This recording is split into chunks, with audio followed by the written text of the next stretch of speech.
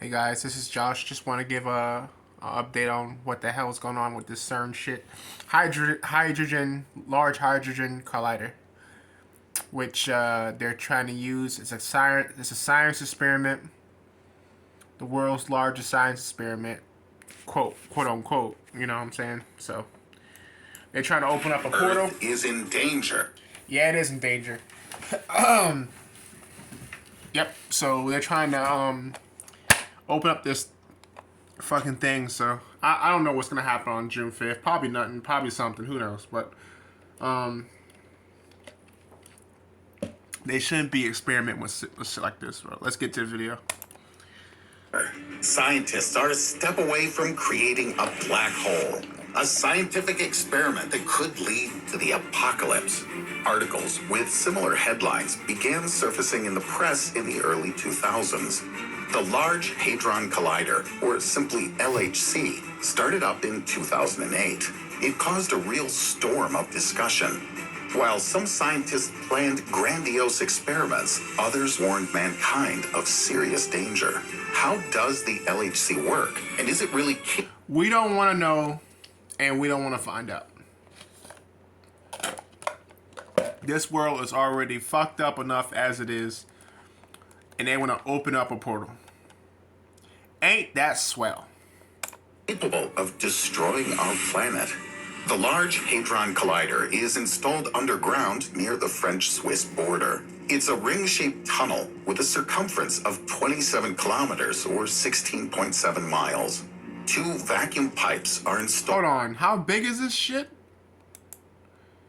He said 2.7 miles. Two vacuum kilometers or 16.7 miles. You're kidding me.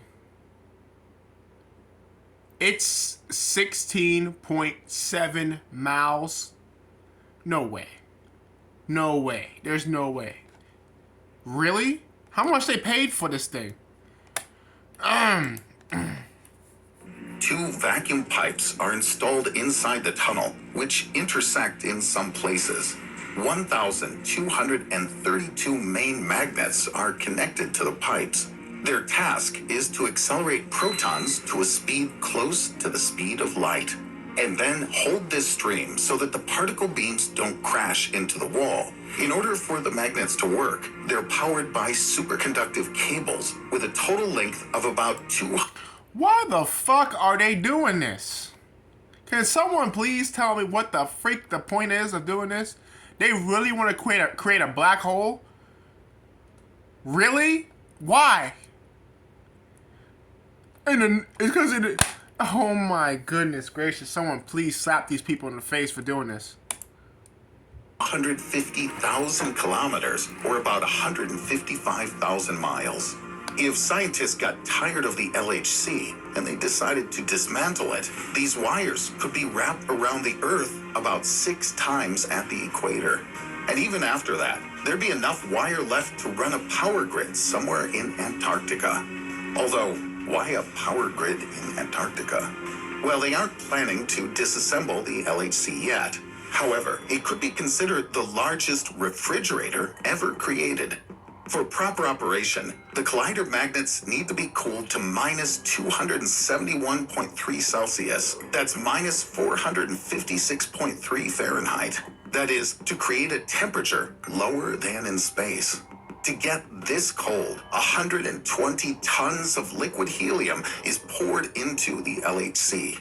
Now, look at the refrigerator in your home. In it, there are special substances, refrigerants, that create cold. Liquid helium is one of them. In one household refrigerator, there are approximately 30 to 50 grams, or 1.05 to 1.76 ounces of refrigerants. So, we can say that the LHC surpasses this indicator by approximately 4 million refrigerators. Only instead of cooling products, it helps solve the most complex problems of modern physics. For example, what does matter consist of? From school, we know that matter consists of molecules. Molecules of Someone really sat down and just really took their time to make this machine. Like this machine, CERN, they've been working on this thing for I don't know how long, but this is ridiculous that someone actually sat down and thought of a plan to make something this crazy. You understand what I'm saying? Atoms and atoms of protons, electrons, and neutrons. But modern science has gone even further. It turns out that even the smallest particles of the atomic nucleus, for example, protons, consist of even smaller particles, quarks. Want to know how small they are? Then imagine that an atom has grown to the size of the Earth. Then a proton would have a radius of about 100 meters, or 328 feet. That's almost the length of a football field. In this case, the quark would have a radius of about 5 centimeters, or 2 inches. That is, it could fit in your pocket. But how can we examine such small particles? This is why the LHC was created. You take 2 beams of protons, accelerate them in opposite directions, and collide them with each other. What would happen if you put a brick on the ground and threw another one on top of it?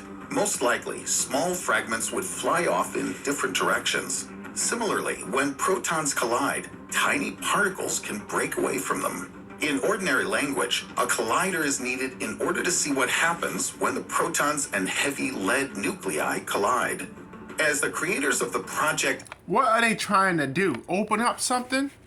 Because that's what it seems like. ...admitted, pushing 2 protons together is about as difficult as getting a needle in... Hey guys, you're learning. If you didn't know about how this thing works, well, you're learning now. You're learning something new. So take notes.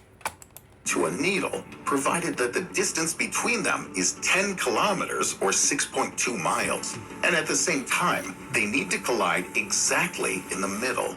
Not so easy. In addition, these small particles are invisible, so physicists can only study them by examining the tracks they leave in their wake. Another task of the LHC is to find something new. It was with its help that the Higgs boson was discovered. This invisible particle can be called the foundation of the universe. After all, it's this particle that gives the other ones, and therefore all matter, mass. It turns out that if it disappeared, all particles would become absolutely weightless and fly around the universe at the speed of light. In addition, with the help of the LHC, it's possible to study other elementary particles. Each of them helps in the emergence and interaction between atoms. And each of these particles is so small that they can be detected only when proton fluxes collide.